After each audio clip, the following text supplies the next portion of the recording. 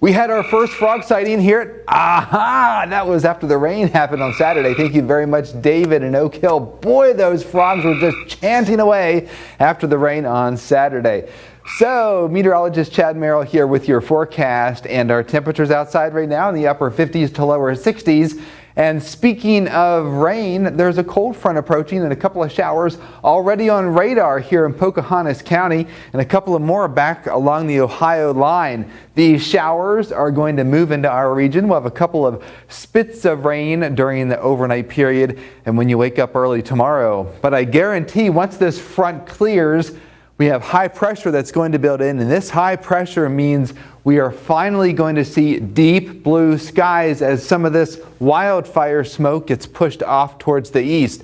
There is code red and code orange air quality for the I-95 corridor, but locally we will finally be able to see that bright spot in the night sky, or I should say the day sky, tomorrow afternoon. It is 72 in Washington, 58 in Johnstown, lower 60s behind this front. This front will even bring a little bit of a nice northwesterly breeze on your Wednesday afternoon. So once again, a couple of showers early until about 9 o'clock, and then we really do clear it out. It'll be a beautiful, beautiful sunset without the ring of smoke around the sun, but the smoke does come back on Thursday as the wind switches to more of a northerly wind, so closer to the source of the wildfire smoke in Quebec.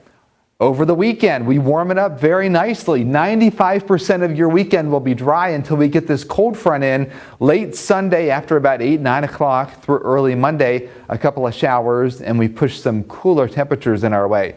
But on the opposite side of the cooler spectrum, we have very warm sea surface temperature anomalies, not only in the Gulf, but in the Caribbean, and also the main development region where hurricanes usually form in the Atlantic.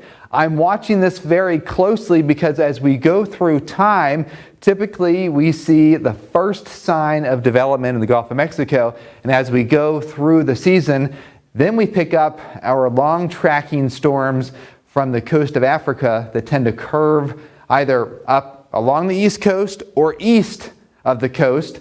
And then once we get later in the season, they typically develop in the Caribbean. But I'm watching the Caribbean and the Gulf of Mexico because we could potentially have another storm system on our hands once we get into the middle part of June or the first day of summer around the 21st and 22nd. Here's your 7-day forecast. No hurricanes in our forecast. We have temperatures in the upper 60s, a couple of showers early on Wednesday. Smoky skies back in here on Thursday. A gorgeous stretch of weather through your weekend. We warm it up nicely into the upper 70s. There's the next round of rain that pushes our temperatures back into the lower 70s. And you won't need the air conditioner during the later part of the week. Our temperatures at night in the 40s. That's it from the Weather Center. More news and sports after this break.